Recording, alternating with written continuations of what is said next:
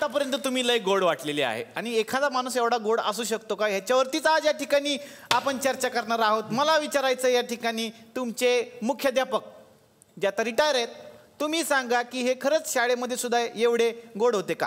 खरंय, अगदीच खरंय.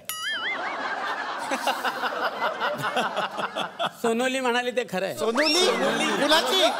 ते आता टीव्हीवर कलाकार सोनाली. हा, त्या सोनाली खरं बोलल्या त्या. हा, फार लहानपणापासून बरं का, फार गोड मुलगा. अरे वा वा. इतका गोड मुलगा तुम्हाला सांगतो, मुलांच्या मागे ना मुली लागतात. बरोबर आहे. याच्या मागे मुंग्या लागायच्या. एवढे गोड आहेत. प्रचंड गोड. हा, बाजूच्या वर्गातली मुलं तूप साखर चपाती वगैरे आणायची. आमच्या वर्गातली मुलं फक्त तूप आणि चपाती आणायची. बाकी हा आहे म्हणजे तूप चपाती स्वप्नी, तूप चपाती स्वप्नी.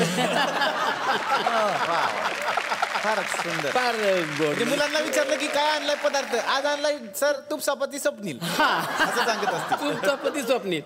तो मध्यंतरी नाही का एक न्यूज आली होती, आठवतं तुम्हाला? ते समुद्राचं पाणी म्हणे गोड झालं. हा, गोड झालेलं न्यूज होती. कसलं काय? हा गेला होता आंघोळीला. त्यांची आंघोळ झाली तिकडे म्हणायची.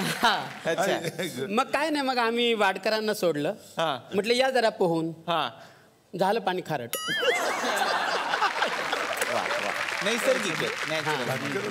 वा वा. म्हणजे फारच गोड असं नेचर त्यांचं पहिल्यापासून. फार गोड मुलगा. यांना पण मी मागे एकदा याला नेलं होतं कोल्हापूरला, तर तिकडे 4-5 लोक आले आणि यांना उचलून घेऊन गेले मंदिरात. अच्छा, कशासाठी? म्हणजे फोटो काढायला?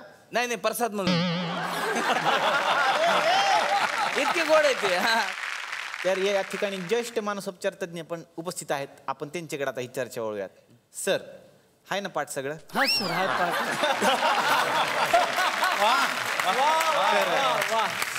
तुम्हाला मला विचारायचंय की हे असं कसं काय होऊ शकतं, म्हणजे याविषयी तुमचं काय मत आहे? नाही, खरंच महत्त्वाचा प्रश्न केला तुम्ही. हे खरंच ग्रेट सर. यू आर जरा मला वा, simply great sir. So sweet of you sir. So sweet sir. Thanks sir. Thanks sir.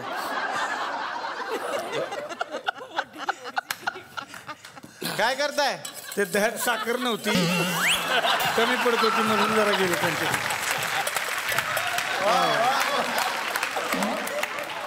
आता ग्रेट सर.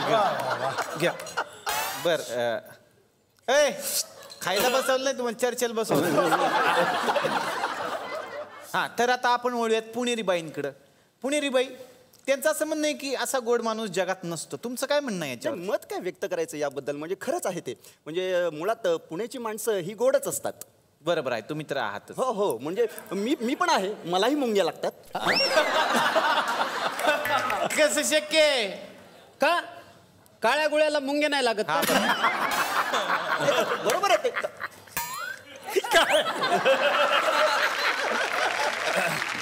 काय म्हणालात तुम्ही?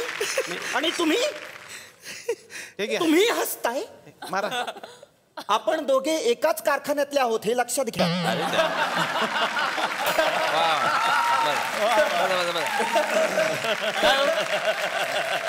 काय बोलता? बाईला काळ्या गोळ्याचं काय म्हणता? माफ करा, खरं तर तुम्हालाच बोलायचं होतं.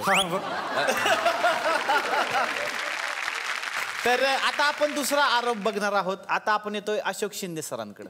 त्यांच्यावरती सुद्धा त्यांच्या सहकाऱ्यांनी आरोप केलेले आहेत. पहिले आरोप ऐकू, मग त्याच्यावरती आपण या विचारवंतांकडून चर्चा करणार आहोत. हाय अशोक. काय हाय. आपण आता बरीच वर्ष एकत्र काम करतो नाही का? हो. पण एक मानलं पाहिजे, तू आहे तसा आहेस.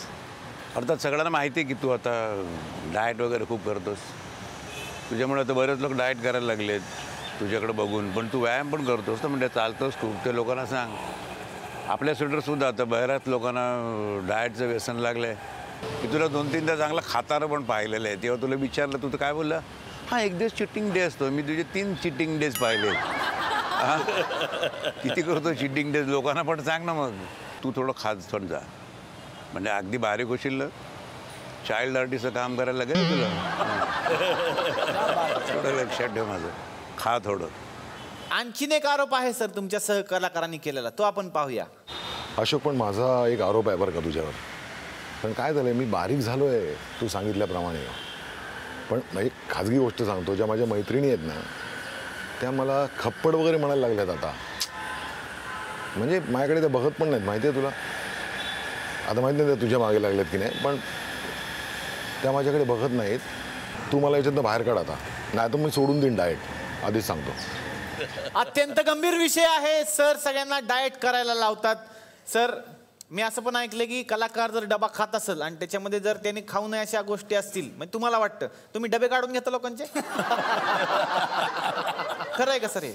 नाही, डबे काढून घेत नाही, पण त्याला एवढं बोलतो मी की तो स्वतः डबा बाजूला ठेवतो. मुख्याध्यापक इथे बसलेले आहेत.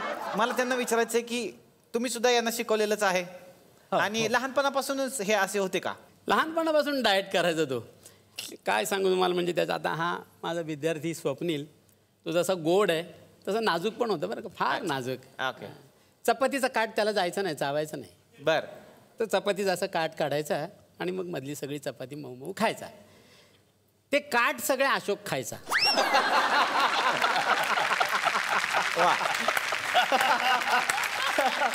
तेव्हापासून काटक. तेव्हापासून काटक. वा.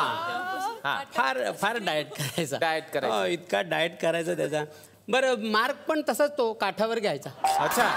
त्याच्यामध्ये पण डाएट. त्याच्यामध्ये मार्कांमध्येही डाएट. 35-36%. बरोबर आहे. त्याला विचारलं अशोक का रे असं, तो म्हणाला सर पुढे जाऊन मला नटच व्हायचंय, तर एवढे मार्क कशाला वेस्ट करा. बरोबर आहे. हा, म्हणून मग ते नाही, वेस्टची काळजी घेतलीच पाहिजे. ते नेहमीच घेतात. त्यांची वेस्ट बघा किती कमी आहे. ह्या डेडिकेशनसाठी एकदा जोरदार टाळ्या. डेडिकेशन. डेडिकेशनसाठी एकदा जोरदार टाळ्या. डाएट विषयी तुमचं काय म्हणणं आहे? हा, चांगला महत्वाचा प्रश्न आहे. एक लग्न झाल्यानंतर 1 वर्षात माणूस डाएट होतो. काय होतो? लग्न झाल्यावर 1 वर्षात माणूस डाएट होतो. कसं म्हणजे कसं? आपण नाही का म्हणत अभिनंदन तुम्ही डाएट झालात. अरे डॅड म्हणतात त्याला. डॅड.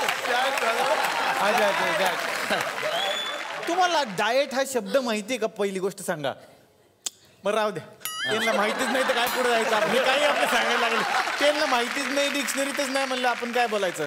तर सगळ्यांनी ह्याच्यावरती मत व्यक्त केले. आता वेळ झालेली आहे छोट्याशा ब्रेकची, तेव्हा बघूयात आम्हीच तयार केलेल्या जाहिराती. कोण मला हो बोलणार की नाही? भगवान के लिए मुझे छोड़ दो. भगवान के लिए क्यों छोड़ो? तो मुझे बचाएगा.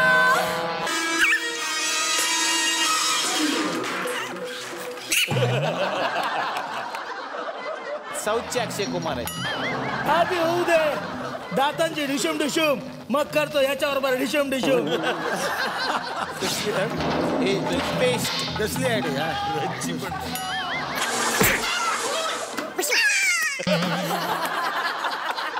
वापरा मटराज पेन्सिल.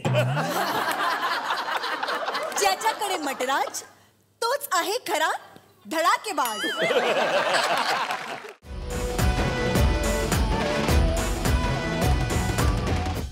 मी मराठी, झी मराठी.